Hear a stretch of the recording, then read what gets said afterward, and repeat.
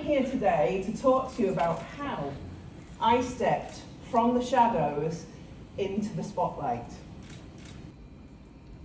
And yet, here I am, following on from Matt.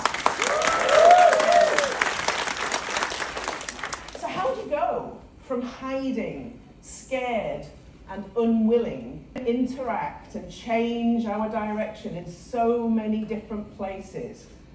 Okay, so in 1980, I was born and brought up in Manchester, and my parents moved me to Wooler. Who knows where Wooler is? No, neither did I. It's a little tiny village in the Cheviot Hills in Northumberland. And I was like, what?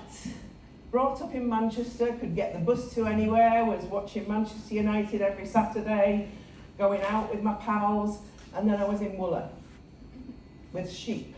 After the disaster, law of attraction, I did the Great North Run. I did the Great North Run.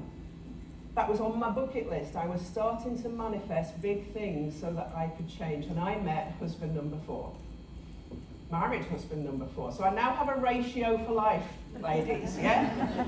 That you're going to succeed 25% of the time and fail 75% of the time as life. Because I owed it to him, because he couldn't live his. We grieved in lockdown as a family of 3 again. It was difficult. I've got 2 autistic kids. They could not make sense of things.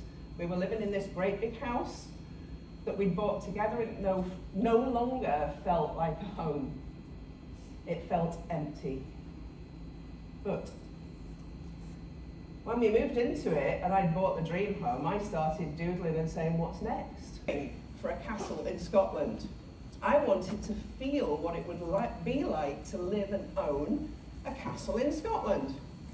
And I discovered that the cheapest castle in Scotland was £3 million, and I didn't quite have that in my bank account at that time.